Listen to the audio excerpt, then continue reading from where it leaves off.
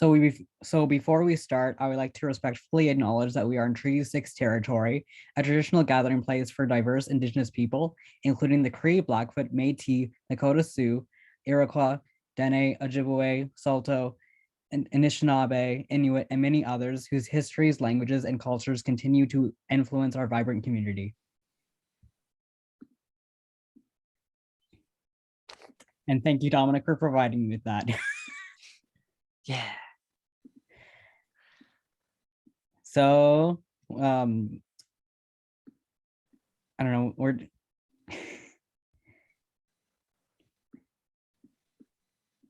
I guess, well, our first question would be, what is, sorry, let me pull up, the jurisdictions of the federal government when it comes to post-secondary education?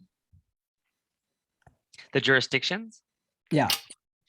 Well, like it's unique because Canada is a country where we're a federalist state, and it's unique because in many ways our confederation is really modeled off of Indigenous teachings, and particularly Indigenous teachings of confederation. And what we know about confederation, at least in terms of how Indigenous people have imagined it in our relationship with confederacy, is one where there's an understanding of one's own unique autonomy, particularly for language groups. And that autonomy of language and autonomy of people, often in coordination with other nations together, can assign duties to what would be the collective of that confederation. And Canada is like that, where we have provinces who have a really unique establishment, and our confederation is one where they have limited but exclusive authority over particular jurisdictions, limited and exclusive authority. Other parliaments in the world have supremacy parliaments, meaning that the federal government delegates authority to provinces or states, and sometimes provinces and states have different authorities. Australia, for example, is one of the countries where we see a similar kind of tiered governance system, particularly for resources. But in Canada, we don't have that. Provinces have the exclusive jurisdiction and are equivalent to the federal government in terms of being a crown representative, and they create their own budgets, expropriate their own funding, and they spend money on their plans related to that jurisdiction. So in Canada, there's two sets of jurisdiction. One is called Section 91, and the other is called Section 92. These two sections are absolute in their division, which is what makes us separate than, in many ways, than the United States, which has a separation of powers opposed to a division of powers. So there is a unique relationship, though, between Section 91 and Section 92. And the best example I can give is related to public health care, for example.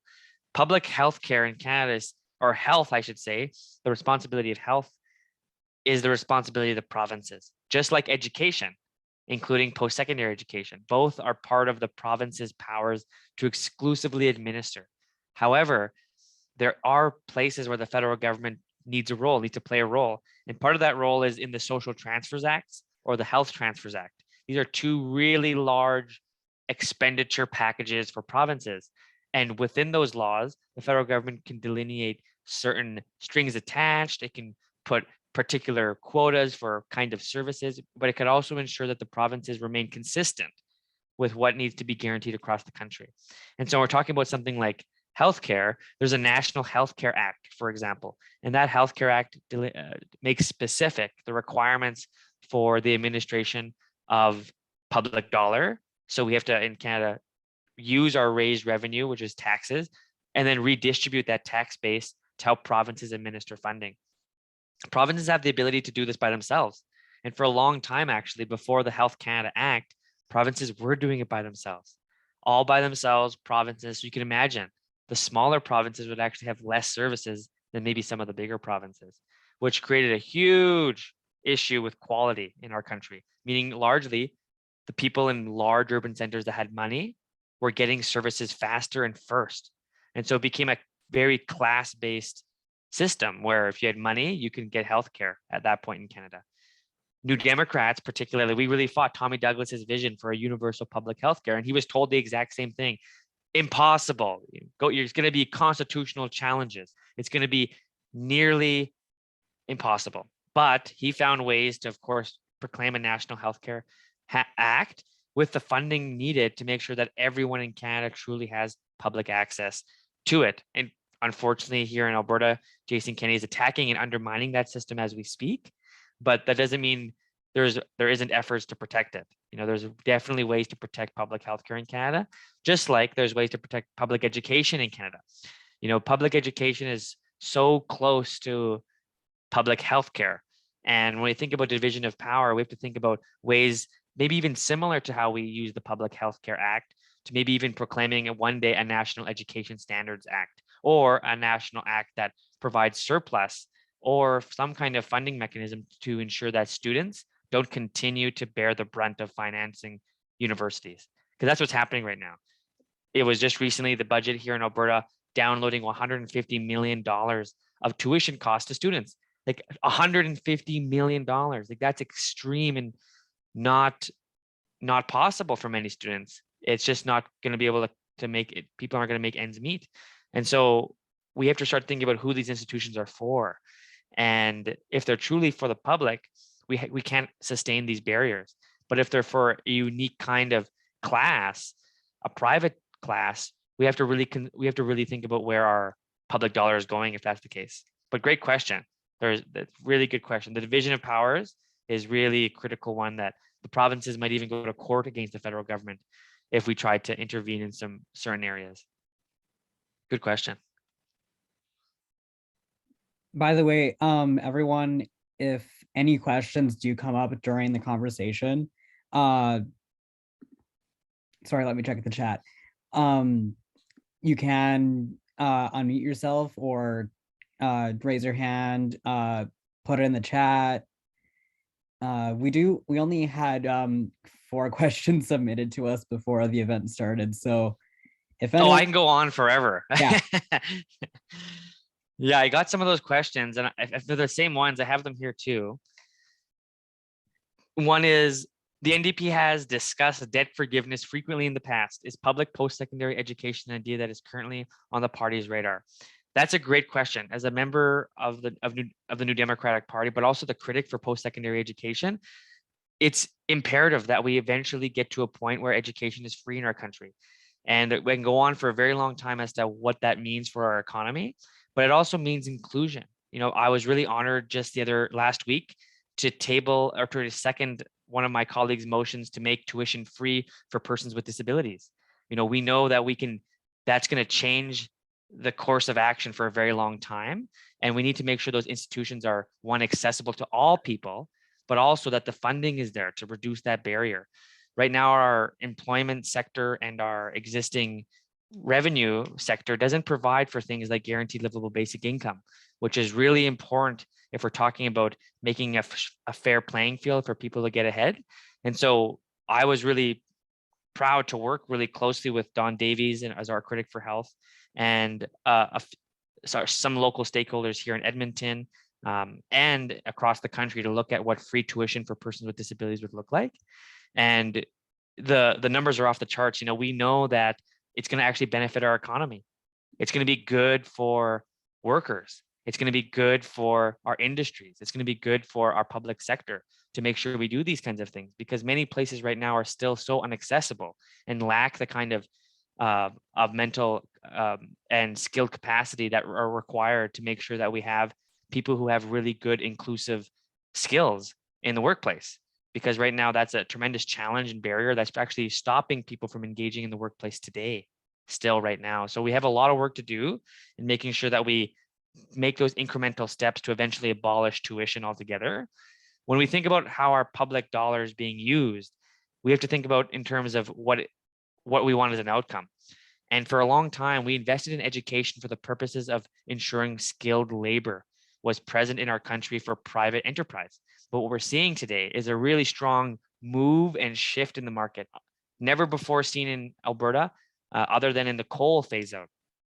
Some folks might have studied the coal phase out here or have parents who know about the coal phase out, but Alberta used to be one of the largest coal producers in North America. We, even in our city right here in Edmonton, Rat Creek, where I'm just a couple of steps from here in Boyle Street, is actually has a mining shaft in it, because it used to be a coal town. A lot of our wealth in Alberta come from resource extraction and coal. And so we thought about labor at that time. It was, of course, specific to technologies related to the manufacturing, production, and then enhancement of energy-based products from coal, which eventually became steel makers. We eventually, when we said we can't use this for energy anymore, we need to transition this industry to steel. What we've seen was a huge increase in immigration to Canada, in particular to Alberta, when we moved our resource sector to ensuring that we moved from energy to steel production. And then we also had to retrain a whole bunch of folks who were typically unskilled miners at that point into being power engineers, into being technological surveyors, and to look at where we can, in fact, improve our steel production. Right now, we're facing the exact same challenge. Our economy is moving rapidly and even quicker now than it did during the coal period to phase to renewable energy. This is a good change. It's one that our planet desperately needs, and we really can't wait. And so we have the ability right now in Canada to ensure that our public institutions get on the right track to ensure that our labor force in Canada can truly be leaders in that new horizon, that sector. I do believe that, especially as Alberta's former climate change chair for Indigenous people, there's a huge potential to make sure that we almost end unemployment in Alberta, but also make sure that we have strong social safety nets for those who can participate, because that's really what a good economy is about. Tommy Douglas, one of the things I do agree with him on, and I don't agree with many of his social policies, but we do agree on a lot of economic policies. And Tommy Douglas once said in a famous speech in the House of Commons that a country can't be measured only by its GDP, but also its ability to grant security to the persons. And so we have to think about how we invest that revenue once it's earned. But it takes an investment in our public sectors, like education in particular. It is probably the single most profitable investment governments can make would be into institutions like universities. And that's huge. That's important because it's going to make sure that we actually remain leaders and competitive in those spaces. And so I really do think that in regards to his economic policy, we agree. And so education, if we can make an arrangement with provinces to have a joint delivery of programs and services, particularly to Canada's financing of tuition. If we abolish tuition and move towards a grant-based system where we help those who are most marginalized and help those who have the lowest income in our society achieve and break down those barriers to education, we can truly get to a farther, more inclusive, but also productive economy. It's just the way to go. But this current province and our current federal government aren't moving nearly quick enough to make sure that students remain ahead in this global competition. And so that we have a lot more work to do, and I know one of the questions we'll get to is the We Charity question. And that's actually where I think this bridges to that. It's $1 billion nearly of investment that was left. Summer student jobs were supposed to be there, but no one got it. So we'll touch on that in a bit later. But I see there's a question. Raya, am I saying that correctly? Raya, there we go. Raya. Yeah, I was interested in your point about the coals and like Alberta's history of its dependence on the mining industry and like energy resource. So one of the critiques people in Alberta have of like the NDP is that a lot of them have jobs in the energy sector, particularly with oil and gas. So if we know renewable energy is a good shift, how will these people keep their jobs, or how will they be transitioned into that shift to renewable energy? That's a fantastic question. And that's a question that Albertans, I think, have to answer more than most. I think we have a really unique stake in that discussion that most provinces and most people don't. It's easy to be in Quebec and to point fingers and say, don't do that sector, support our sector, or British Columbia to say, don't do that sector, support our sector. And in Alberta, we happen to be on a really unfortunate side of history related to our resource sector. I used to be involved in the oil resource sector, and many relatives, particularly Indigenous people in Northern Alberta, are still today. About 110,000 Indigenous people are employed in the energy sector. That's almost 50% of all employed First Nations, Métis, and Inuit people are employed by the energy sector. And so this is a huge consideration we have to think about when we understand how energy policy relates to unemployment and to workers' rights. And so I think you've hit on something really remarkable, which is we need to ensure that if there is going to be a loss of revenue from persons who are in that sector today, there must be compensation. I really firmly believe that we must offer the training, the basic living allowance, and the an enhanced employment insurance program that can truly transition these folks into a new sector without any barriers. They shouldn't have to take a huge cost to get retrained, and no one should have to, depending on their economy. Workers should have access to our public education systems to get retrained, no matter what. But in this particular circumstance, well, that industry in many ways folds in on itself. We do have to look at, in many ways, support, social program support, which means social security, a social benefit in many ways for those who are in that sector, so that they don't continue to fall into poverty. Because that's really our objective, is to make sure that, one, we don't increase poverty in the transition, and two, that we ensure that skills and employment actually increase for the population that's whose unemployment opportunity has been diminished. And so it's really important that we have those two key steps in place before we start the exchange of energy into a new energy mix. And it's possible in Canada. It's lots of the skills in the energy sector are actually already very translatable. My brother, for example, is a pipe fitter, and pipe fitters used to do a whole bunch of stuff, but he was recently retrained, and it only took him 4 weeks, and now he works in geothermal. And so it just 4 weeks, that's how translatable his pipe fitting skills were, in terms of his pressure tickets were still the same. His education qualifications were still the same for that job, just took an extra 4 weeks. But he was able to do that while getting paid. And so I think programs that allow for quick transition, reduced red tape for that transition, and actually incentivize the transition, so that worker, when they leave, they actually get more skills, and then they actually get a raise at the end of it, would be the ideal system, where we have those three principles built into it, particularly the incentive part. That's very critical to that work. But great question, Rhea. I think Justin, or maybe it could have been this other person first. We'll go Justin. Sorry. Okay, no worries. Yeah, mine is just a pretty quick question. I really find that statistic very, I don't want to say shocking, but very intriguing, that 50% of Indigenous, Métis people that are employed in the energy sector. I was just wondering if, does that include like part-time, contract work, full-time? Is there, I'm just curious as the, okay. Yeah. Wow. I think full-time would be much less, actually. I think a majority of that work is actually in subcontract work, meaning that a smaller company which is usually registered on reserve, actually, they manage their own kind of company. But CNRL, the statistics come from CNRL, and CNRL's own subcontracts are with Indigenous people, who are hiring Indigenous people from that reserve base, not exclusively though. And so there are some persons who may not be Indigenous, but may be employed by the reserve to do that, which it would be a very small percentage, maybe 1 or 2%, but it is shocking.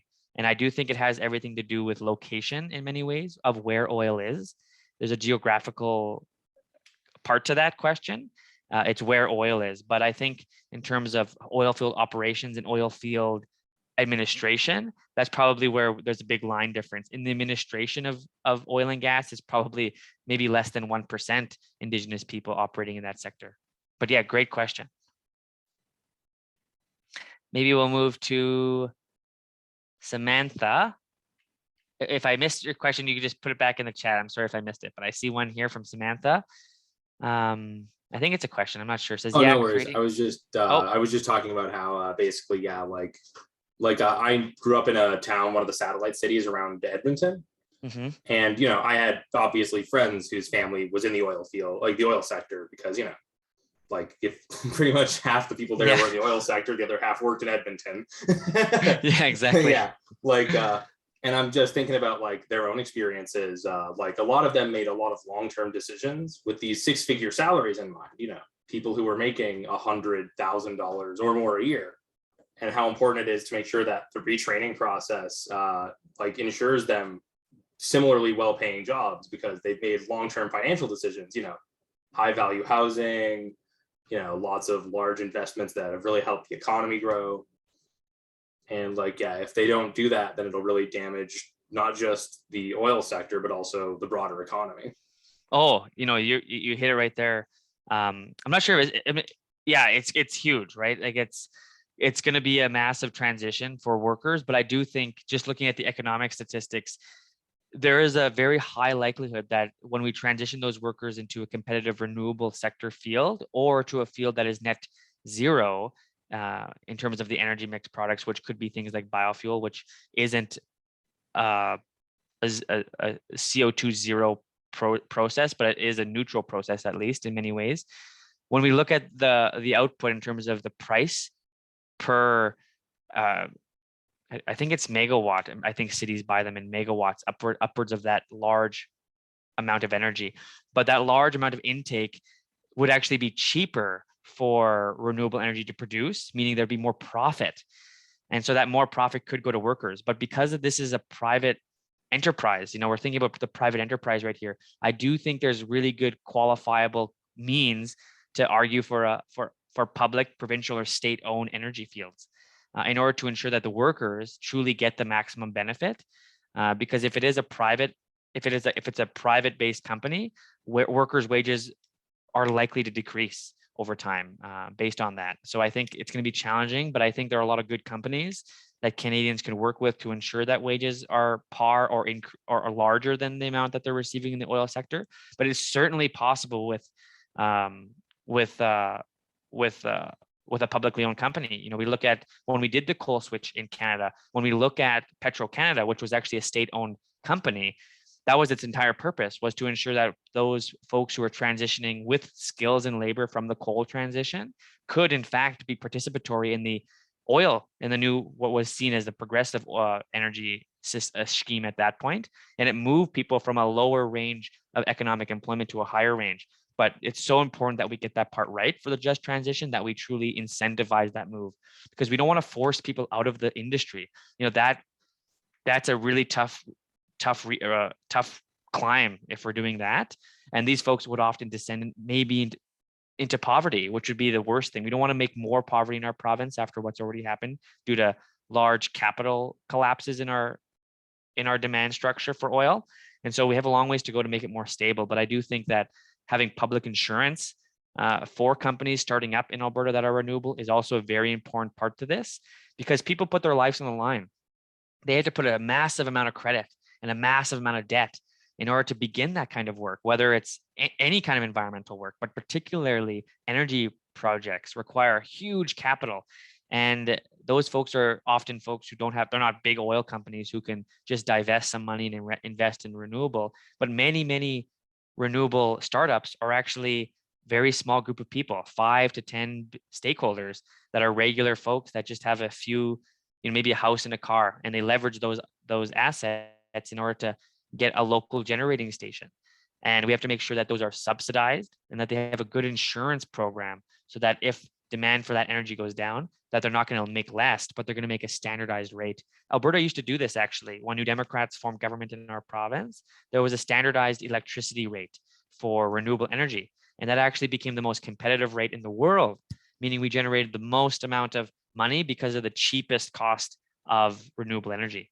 And so there's ways we can ensure that kind of energy remains competitive for everyone, not just the really, really big companies who want to participate in this, because we do need to diversify, not just in our energy mix, but also our energy generation locations and geography. We need to put, for example, low generating renewable energy sources in small communities and large generating energy stations in big cities. But the transmission lines between them occupy a tremendous amount of energy that's lost, that's just burned for no reason. It's just transmission loss.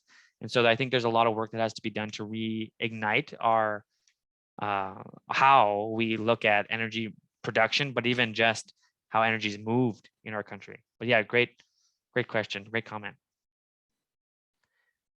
So I wasn't keeping track. Hey, Sean, I see Sean's here. Yay. Thomas, maybe? Oh, I was getting a little off topic with Sean. Sorry. Oh, it's okay. Oh, yes, yeah, that you missed it, Sean. We were just talking about that. That was our first discussion. It's been really hard to focus on course. anything going on. So yeah, I just kind of got sucked into following some live streams, and I'm sure all of you had a discussion before, but yeah, it's pretty surreal. Yeah, maybe you could share your comments too if you'd like, just so you have a community to listen. I don't know if I have like formulated thoughts to that probably most of you don't already have, really. Like, I don't know if I'd have anything to new other than war is awful and should be avoided at all costs, and that my heart goes out to everyone dealing with that right now. I can't even imagine. And it is like to see the contrast of having dealt with like the convoy protests for the last month and a half, and then to see what it actually looks like to fight for your freedom and your survival is just, it really puts into perspective how there's a handful of Canadians that I don't think truly understand the privilege that they have in the lives that they live. So I think that was a glaring thing from the past 48 hours that was proven to be evident. Oh yeah, completely. The freedom to put something over, the freedom to get a vaccine or the freedom to wear a mask definitely does not outweigh the freedom to continue to be a country, or to continue to be yourself, or to continue to even have democracy. Totally uncomparable. Justin, I'm not sure. I might not have seen your hand. Sorry, I just noticed it just now. Yeah, no worries. I'm particularly interested in what the NDP, or maybe your position is on having foreign students also have tuition-free university, because I've been really disheartened by the amount of even youth sort of on the left that say that, oh, well, we can't reduce foreign tuition or foreign student tuition, or ridiculous. We can't, because it's because apparently it subsidizes domestic tuition, which isn't proper. Like, it is true. That doesn't mean it's correct. So I'm wondering if the federal NDP were to propose a free college post-secondary training. Obviously, I think it should be more than just universities and whatnot, any sort of specialized training that's needed. Yes. Well, Justin, first, I think we can do what you're saying, but we should also even going further in the sense that when folks come to Canada, they're often seeking a education that's par to none, and they receive that in our country, but they're often paying the highest prices in the world for that same training. And our systems have caught on to that, and we've abused that. It should be a crime nearly what our institutions are doing to international young people. They're not only shackling them with immense amount of debt to their own institutions in the country of origin, but also to their families, who are often the ones privately sponsoring their own child to do this. And they cost hundreds of thousands of dollars. And there's a myth. There's two really big myths: that international students have all kinds of money, that we can just continuously drain them of their funds, that they're just getting this money from out of nowhere. That's a myth. Many students who come to North America are not rich, are not wealthy, are on often state-sponsored on state-sponsored education. So there's a huge myth about where international students get their money from. But the second really big myth is the one you actually mentioned, Justin, which is the fact that this idea that international students are subsidizing domestic students. They're actually subsidizing bonuses for the president. They're subsidizing the administration, the people who are getting larger and larger bonuses every single year. And that's where largely that the subsidy, the funding is going. And we know that because regular tuition continues to go up. If that second myth was true, we'd see more the amount every time we increase international student fees, our tuitions domestically should be going down. That doesn't happen. Everyone just keeps going up and up and up. And those very, very top officials within the ministry or within the universities are often making the largest bonuses there. And that's a serious issue. We need to cap provincially. This is a provincial thing. We need to cap the ability for bonuses to take place in any publicly funded institution of education. There should be no such thing as bonuses. I don't know why bonuses exist for our public sectors, particularly for executive branches.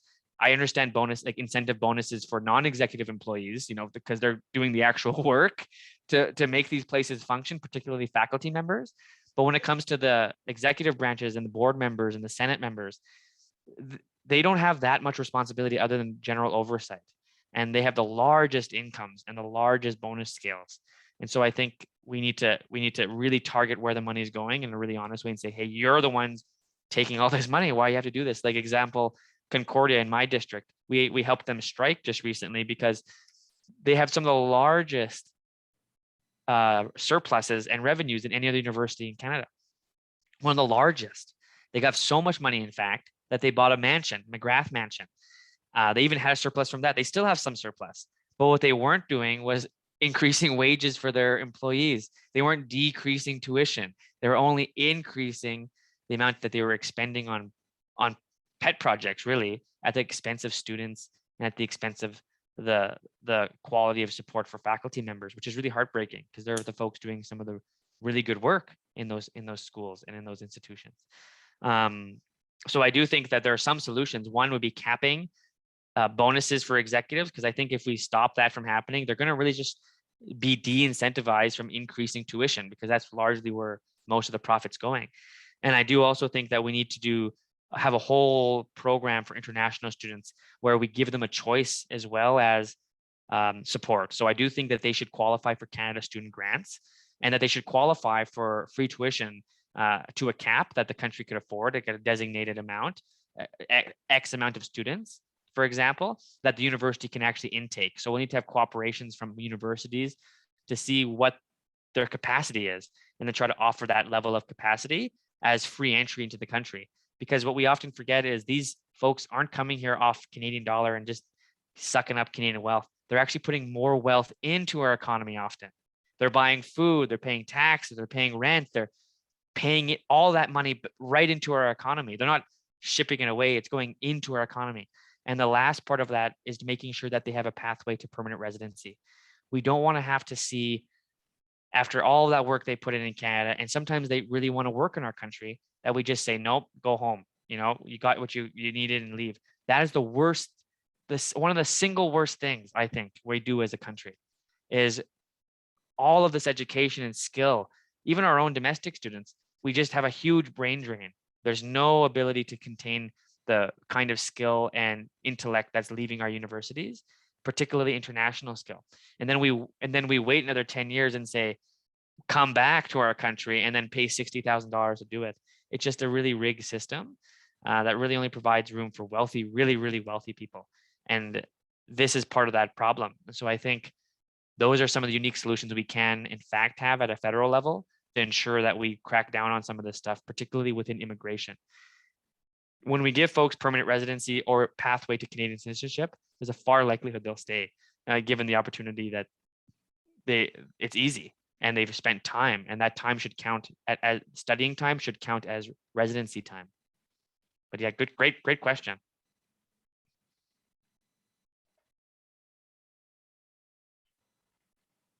All right, any other questions? I can go to the list. Okay, going to the list. Okay. There's one here that says, I think we answered this question. What can the federal NDP do to influence post-secondary policy given the division of jurisdictions? Okay, maybe we'll skip that one because that was the first one. If public post-secondary tuition, no, this is this really big one at the front here. Students were promised a paid volunteering program through WE in the summer of 2020, but the scandal brought it down and we never got anything. How is the NDP planning to hold Trudeau's feet to the fire for this betrayal?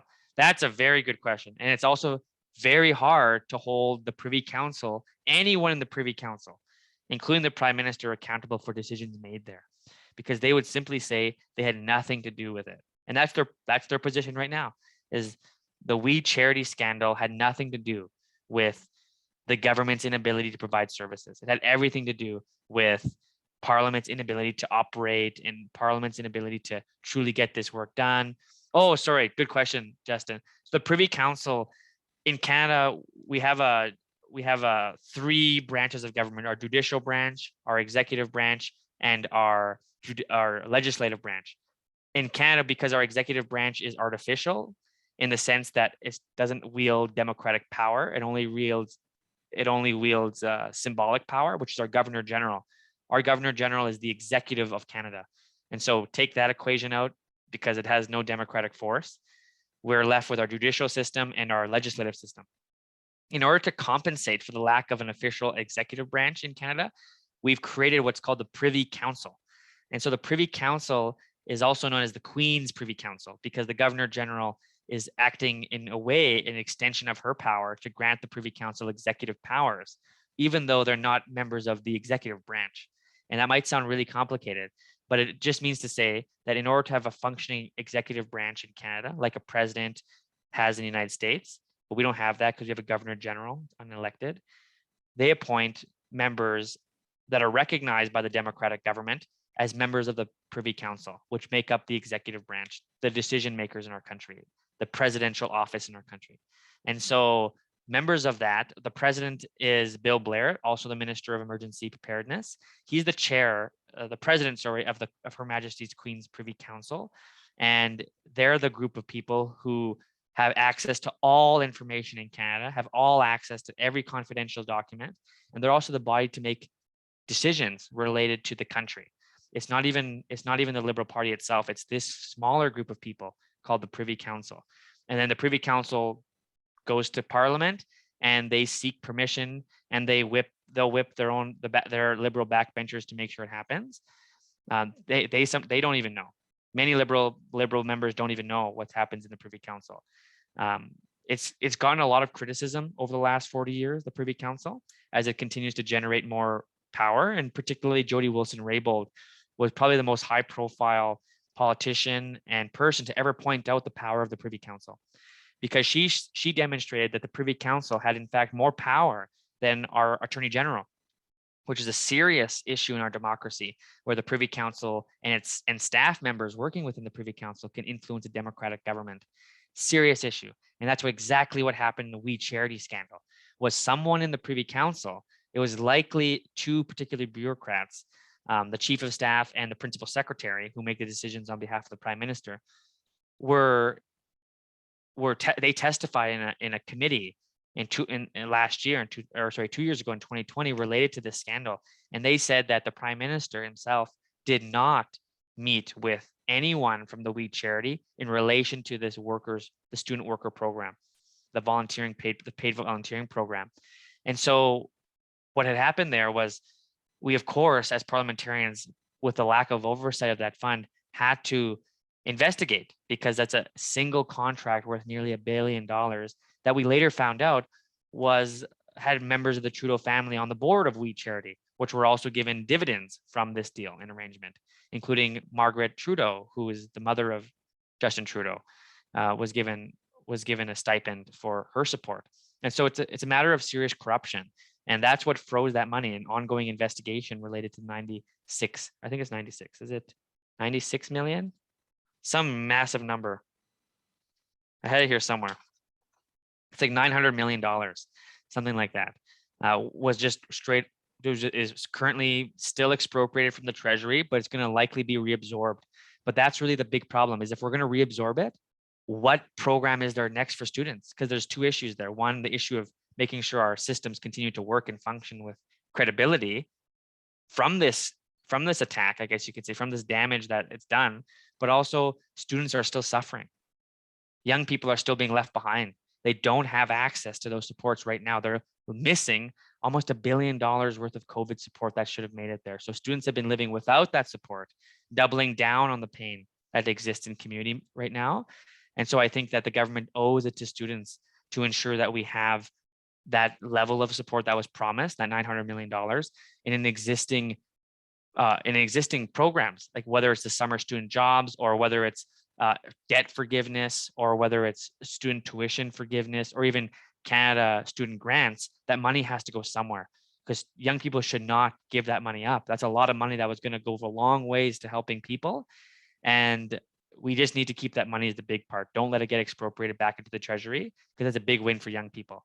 So if we can do that, we can surplus it into existing programs, which I do think the range of programs I mentioned are a good start. But of course, I'm willing to hear what you think you folks might think is a really good program that might be an alternative to some of that money, or could be a better proposal for helping students while we go through this next bit of entry into school again. You know, there's a lot of money there, and we just need new partners and a better idea of how that money could be spent. Oh, I have one. I think I see a hand. Rhea. Yeah, I was just going to say, I don't know if anyone has heard of Ripen.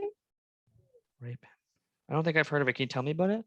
So Ripen is this group that connects students to interns, like to companies, different companies in Canada or even outside of Canada.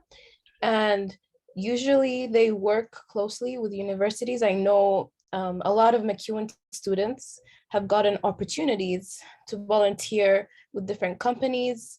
So depending on which program you are, or even if you're just a student wanting to volunteer in any field, and they offer a stipend of, I think, an average like 1,400 for each completion of each project.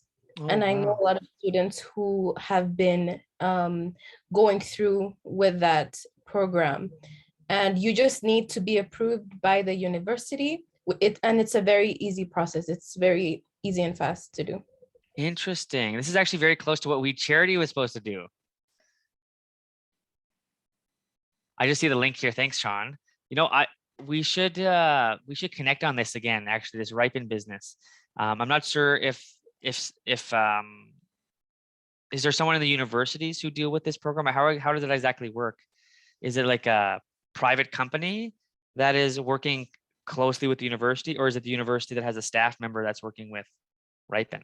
I think the university has a staff member. I only came to find out about it through volunteering with some of the MacEwan programs, and it was a collaboration with the university and Ripen, because all students involved were able to get a stipend at the end of the project. Oh, wonderful. And that stipend was administered by Ripen or the university? Ripen. Oh, excellent. Okay. And I think they're actually a Canadian-based internship company or internship group.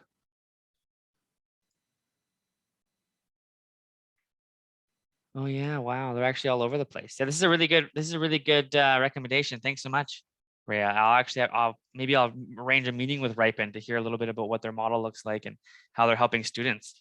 And I'll let them know that I heard it from MacEwan. They'll be happy to hear about that. All right, any other questions folks had? We probably have time for one and maybe two questions. And I have one more here on my list. So if there's no more questions there, I can go to my list.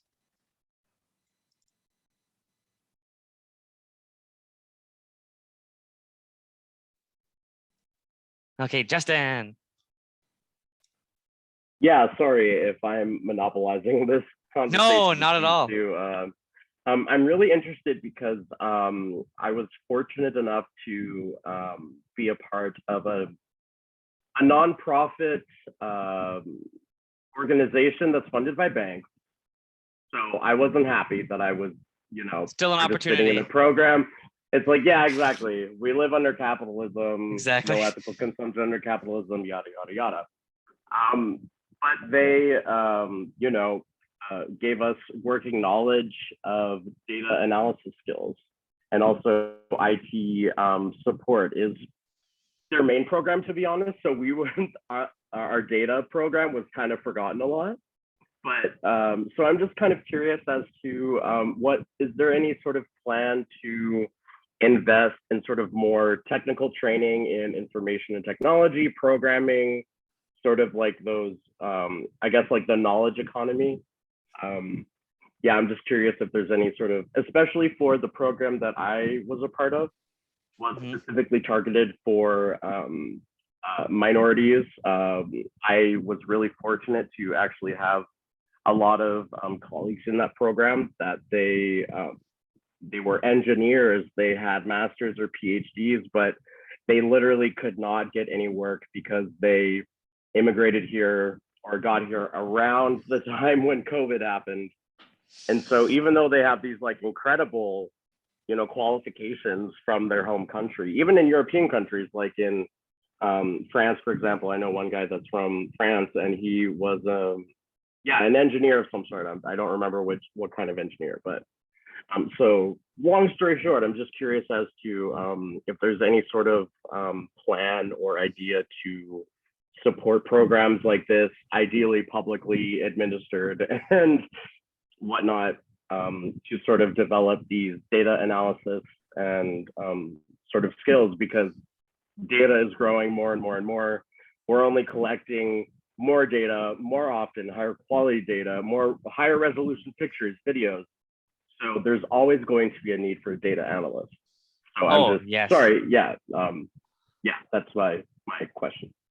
Well, that's a very good question. And it's actually one that I was one of my first questions to rise in the House was related to this one question about Western diversification. So in the last 20 months, Canada has done a really historic move.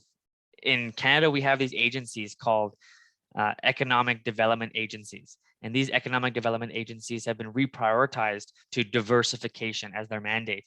And so you'd think, what provinces need the most diversification? What province could you think of that needs the most help from ending their reliance on one sector? Alberta comes to mind. Yeah, well, I don't know. Which one is that? Alberta comes to mind, for me. And one of my first questions was related to the creation of these new economic development agencies from the former Western Diversification Fund. So Western Diversification was this large program that existed that covers Manitoba, Saskatchewan, Alberta, and British Columbia, Yukon, and the Northwest Territories. It was recently divided just about 8 months ago, right before the election, into 3 different groups: Prairie Diversification, British Columbia Diversification, and Territorial Diversification. And territorial diversification got a lot of good funding for very good reasons, related to trying to make sure that they had access to transport and to roads that aren't winter roads. That's a huge concern there. And they know that they need to have that kind of access to reduce their reliance on large barge and flight imports. So that's a smart use. British Columbia got nearly $500 million looking at diversification for their sectors as well, which look at largely strengthening tourism. They made a good argument to the federal government. They have a good provincial government that's made the argument to the Fed saying, we need this. But when it comes to Mr. Jason Kenney and his advocacy for our province, that fund has $0. $0. I sit on public accounts and I'm the critic for Treasury Board. And when I heard that, when they tabled these supplementary estimates, it was just like this big glowing 0 on prairie diversification. And so the next day in the House of Commons, I asked the minister the question. I said, why, given Alberta's unique stake in the climate emergency, why wouldn't you put money here? Why is there no diversification? And they told me it was actually our MP from Edmonton Centre who rose to answer my question. And his response was that Canada has already invested so much money into diversification and that we're on the right track. And so to that question, it's needed, what you're talking about, Justin. We need to look at programs. And so they gave me a date. They said they would have a number to be putting into that line item by end of February. That it's the end of February, we haven't seen it. So it's one of my missions going back on Sunday to find out that exact question. Where is the investment for these sectors? Because Alberta, actually a few years ago, when New Democrats, when we were in power here, sent a proposal to the federal government. And I think it's a good enough proposal that should work today. It's related to the investments in renewable energy, of course, but also into technology and into the data sciences. It looks at Alberta, because of our low price of energy, as one of the next major resource centers for technology growth. We think we could become one of the technology hubs and centers for North America right here in Alberta because of our stable energy prices, which are also some of the lowest. Maybe not now with our utilities being so high and Jason Kenney not controlling that or capping it, but we do have advantages in our province that other places don't. And they did announce, however, in middle of February, some money for prairie diversification. And it's not a permanent fund however, so the permanent fund still has $0, but there's a temporary amount of money they did allocate to an accelerator. So they did actually invest in some parts of what you're talking about. There's a new technology accelerator, like business accelerator that the Liberals invested in Calgary. And so that's one major project that they invested in there to help diversify into technological services there. But we have a long ways to go. $600,000 is like peanuts compared to what's needed for this emergency. We need something like 600 million in terms of overall investment to make sure that we offset the level of unemployment and demand for emerging sectors. And one of the largest emerging sectors is technology and data information. And we need to get on that ASAP before Justin leaves our province. Don't do it, Justin. Really trying. I'm really trying, Blake. But I grew up in Camrose, rural Alberta, so I'm itching to leave. No I was kidding. in Germany, so I'm like. Oh, you went to Germany. They have the best government right now too. We just sent over some of our national team members to go help set up their government.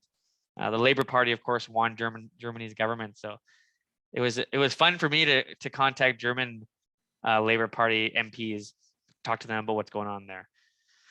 I think they have a little harder than us right now, honestly. It's just sad. They're really concerned, but good questions. Yes, and Sean, video game developers. Oh yeah, do we still have BioWare? I hope so.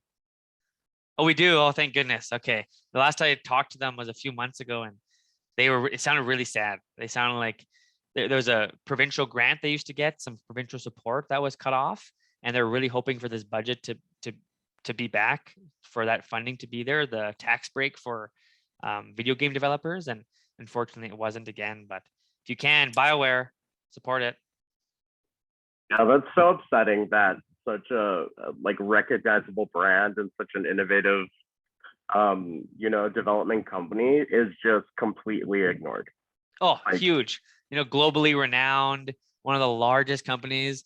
I think, didn't Microsoft even purchase it? Electronic Arts. Oh, sorry, Electronic Arts purchased it. We could have kept that. Yeah. Sean, yay. I just always thought that it was one of the biggest missed opportunities for Alberta, but specifically Edmonton, to leverage the global success of BioWare to attract more companies here. Because you could argue that Montreal did a really great job of doing that with Ubisoft. When they really started to get steam with the Assassin's Creed franchise, is that Montreal leveraged that success to lure other tech companies to Montreal, being like, hey, this is a great place to come and start your company. And so hey, look who else is here. Look who else is in the neighborhood. Exactly. And just, I never saw Alberta or Edmonton do that until the provincial NDP took office and they started to create that tax credit for tech companies. And then the UCP came in and wrecked it all. So I know. And they continue to wreck it. And they're like, let's make a deal with Amazon. Let's kill all of our businesses while we're at it. It's like, oh, okay, I guess we're gonna go all in against the small businesses. But yeah, brutal. Yeah, no, I think that Montreal has above and beyond pretty much any city, with maybe the exception of Vancouver, created probably the best environment to be a creative.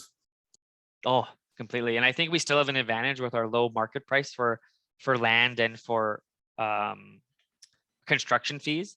I was blown away to hear from Vancouver that many developers right now can't even afford to build after they've purchased their land for $5 million. And I was like, oh, that's extreme problem. Oh my goodness. You spend $10 million on a small quarter section lot and you can't even build on it. That's how expensive it is because the material costs are too large. It's just so sad. But Alberta, we have derelict buildings, even in Boyle Street here. I can look at 10 buildings that could become really great spots for technological centers, right close to downtown, and it has free public transit. It's not free, but has public transit. And it's just big, giant, empty parking lots. Yeah, same with, I read somewhere that, I think it might have been actually something from the ANDP, that Calgary's sitting at 33% empty office complexes. Mm-hmm.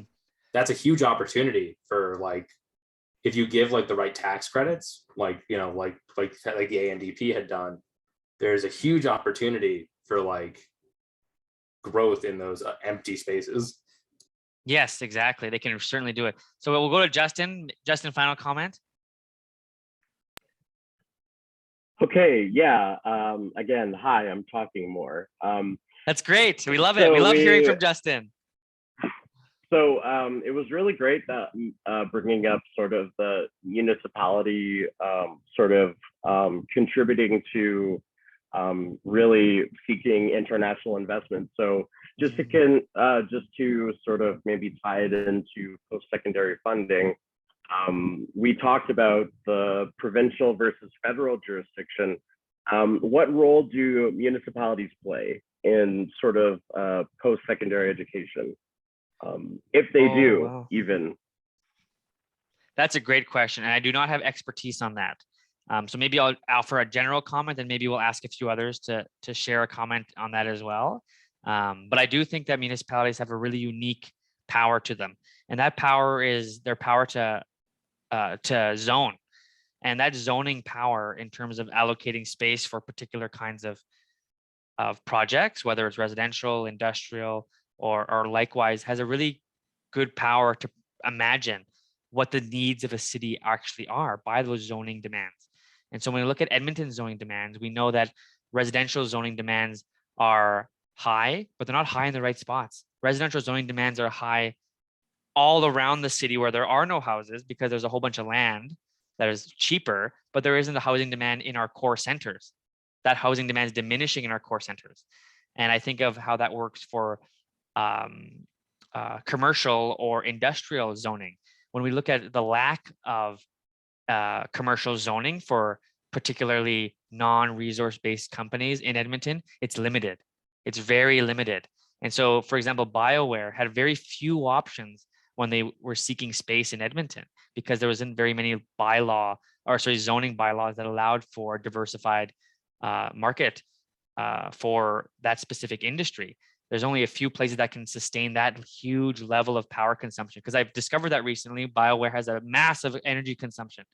I'm not sure what it is. I think has something to do with the computers they're using or the software. I'm not a computer guy. All I know is it takes a ton of power from the city, and so it needs to be housed in a place that can truly fit that level of energy. And when I think of opportunities like Blanchford, the former municipal airport, that has one of the largest capabilities of having high energy facilities because it has also an energy offset scheme in that community. It's the Edmonton's only energy offset scheme. Sean got to see it with me, and it's a geothermal offset. It offsets a huge amount of energy demand, but it also recycles energy from the buildings within it. And so I think if cities plan for what a renewable district or a renewable neighborhood that is truly smart, that recycles energy like that community does by way of having huge heat production, and then it recycles that by geothermal means into other power, we can, I think, make a city like municipally, make a city that truly attracts people and attracts those kinds of businesses so that they do invest in those spaces. But it takes strong city planning and strong bylaw management. Did anybody else have any other comments on that?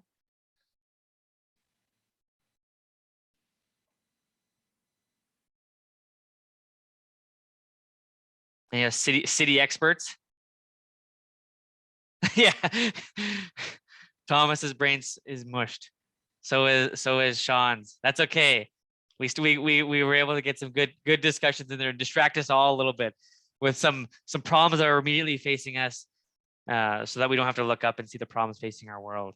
But there's a point for all of us, and don't let nihilism get you down. You know, nihilism is a real danger, along with apathy, which also resolves in pain for our community. And so I really want to mention how take care of yourselves, friends. You know, it's right now, it's okay. You know, take the weekend if you need. Just do what you need to. You know, even if it means nothing, that's okay too. If you have assignments, let your professor know. I'm sure they'll understand that it's exceptionally extraordinary times, and it's not okay to pretend things are normal because they're not. And so it's okay to tell people that. It's okay to look for help, and it's okay not to to not have to be at 100% right now. You know, you don't have to. So I'm just really glad you all made it to this. That means a lot to me. Thank you. That's so generous of your time, considering everything. My goodness. All right, friends. Maybe we'll take a picture really quick. Sounds good. I can do that, or Paige can do that. I'm just on my phone, Blake. Would you be able to snap it? Oh, yes, I will. Thanks. It might take me a second. I think it's clipping It's the tool. snipping Or tool. snipping tool. Okay. Yeah. All right, everybody smile. Oh, I think I did it. Oh, I did it. Woohoo. It's my first all by myself. Oh my goodness, I'm learning. Thank you. Oh, what a great community. What good friends.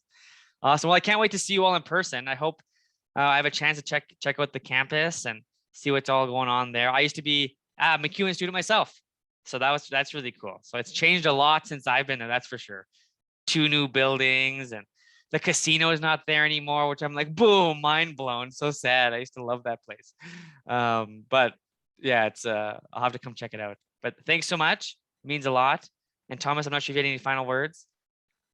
Thanks for thanks for being here and answering our questions.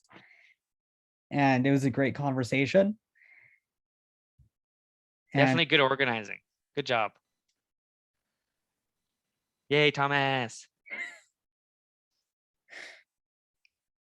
Awesome. Okay. Well, have a good night, and hopefully you folks can get some rest. Thanks. Blake.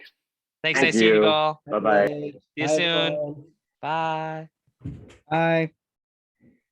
Thank you so much. Oh, he's gone.